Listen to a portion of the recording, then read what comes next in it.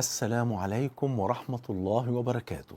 بسم الله والحمد لله والصلاة والسلام على حبيبنا وأسوتنا وقدوتنا وشفيعنا رسول الله صلى الله عليه وآله وسلم. اوعى تكون لسه بتصلي بالطريقة دي.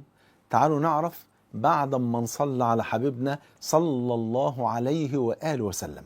بكل أسف يا حبايبي في بعض الناس لما الواحد فيهم بيصلي بسرعة عجيبة جدا وكأنه داخل سباق، فما يصليش لا بخشوع ولا اطمئنان، ومش واخد باله انه بكده ممكن صلاته تبطل بهذا الفعل، اي السرعة الشديدة في الصلاة. قال صلى الله عليه وآله وسلم كما عند أحمد بإسناد حسن، قال إن الرجل لا ينصرف أي ينصرف من صلاته وما كتب له إلا عشر صلاته، تسعها ثمنها سبعها سدسها إلى آخر. يعني هذا الكلام عن مدى قبول المولى عز وجل لصلاة ذلك العبد. يعني يتقبل منه يا العشر يا الثمن يا التسع يا الخمس يا التلت يا الربع، حسب ما هو خاشع في الصلاة بتقبل منه تلك الصلاة. أي يخرج من تلك الصلاة وما كتب له إلا بقدر ما عقل منها وبقدر ما خشع فيها وبقدر ما أدى فيها من الشروط والأركان.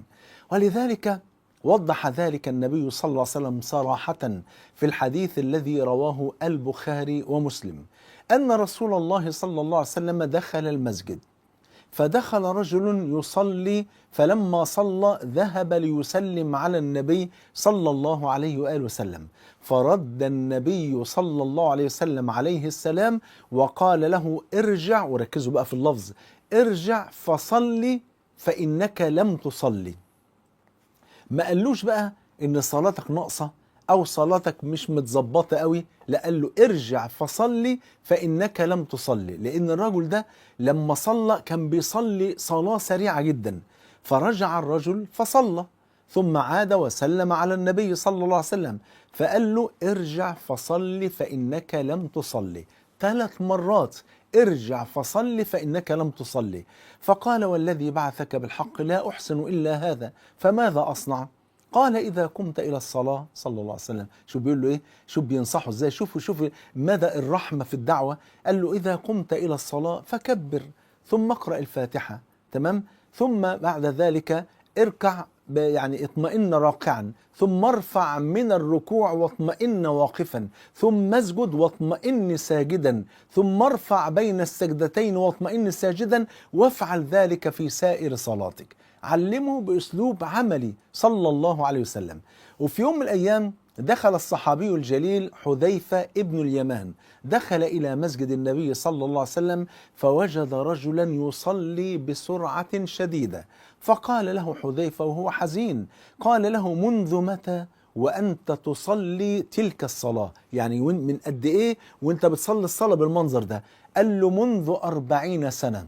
فقال له حذيفة فإنك لم تصلي منذ 40 سنة.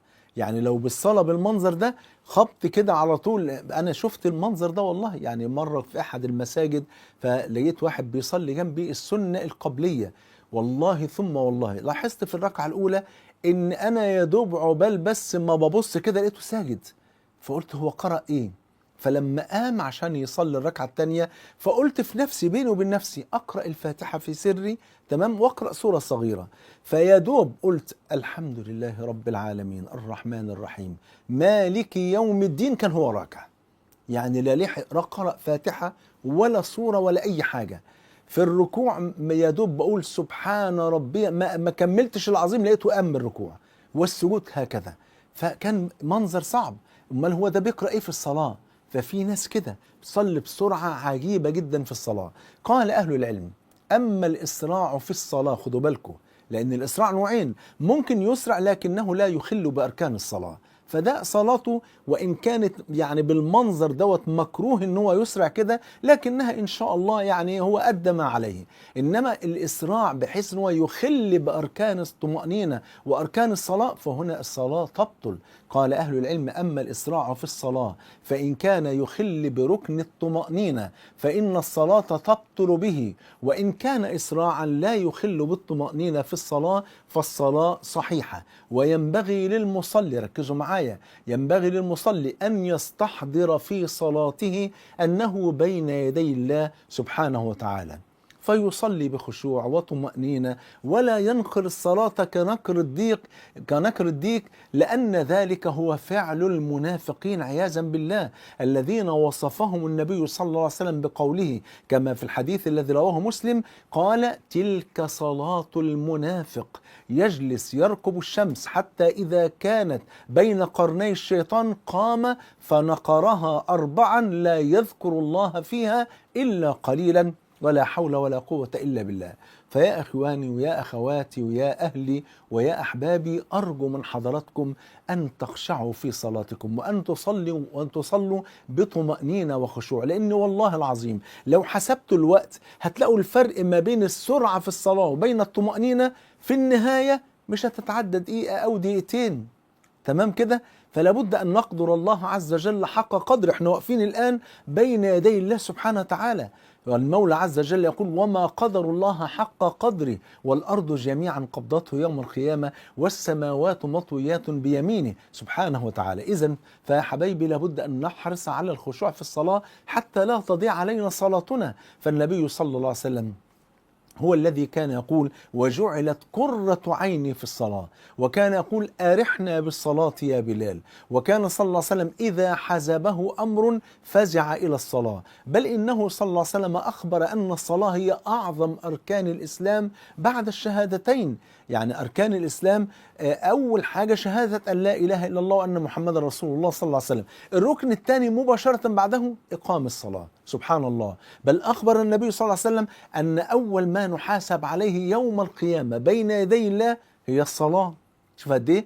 فلو لو كان الإنسان بيصلي صلاة ترضي المولى عز وجل، كل شيء بعد كده يتحل بفضل الله والأمور تعدي بفضل الله. إنما لو كانت صلاة غير مقبولة كل حاجة ممكن تضيع. قال صلى الله عليه وسلم كما عند أحمد بسند صحيح: إن أول ما يحاسب عليه العبد بين يدي الله يوم القيامة الصلاة، فإن صلحت يعني الصلاة فقد أفلح وأنجح، وإن فسدت فقد خاب وخسر. عافانا الله وإياكم. إذن الصلاة بل كانت وصية النبي صلى الله عليه وسلم عند موته صلى الله عليه وسلم، قال: الصلاة وما ملكت أيمانكم. فكان أول ما أوصى به النبي صلى الله عليه وسلم هو المحافظة على الصلاة، على خشوعها وعلى أركانها، وإن احنا نقف بين يدي الله كما قال الحسن لما سألوه: كيف كنتم تصلون على عهد النبي صلى الله عليه وسلم؟ قال: كنا نصلي وكأننا وقوف على الصراط، والجنة عن اليمين والنار عن الشمال والكعبة من أمامنا وملك الموت من خلفنا ينتظر قبض أرواحنا بعد تلك الصلاة، ثم إذا انتهت الصلاة لا ندري أقبلت أم ردت علينا. الله أكبر. وفي الآية: ونحن جميعا بين يدي الله سبحانه وتعالى. ولذلك كان الحسن إذا أراد أن يصلي وهو بيتوضى وشه يصفر وجسمه يرتعش، يقولون: ما لك يا حسن؟ قال: أتدرون بين يدي من سأقف الآن؟ إنني سأقف بين يدي الله فاطر السماوات والأرض سبحانه وتعالى. فاللهم ارزقنا الخشوع والطمأنينة في الصلاة يا رب العالمين، واجمعني وإياكم مع سيد ولد آدم صلى الله عليه وسلم في الفردوس الأعلى. بحبكم في الله، والسلام عليكم ورحمة الله وبركاته.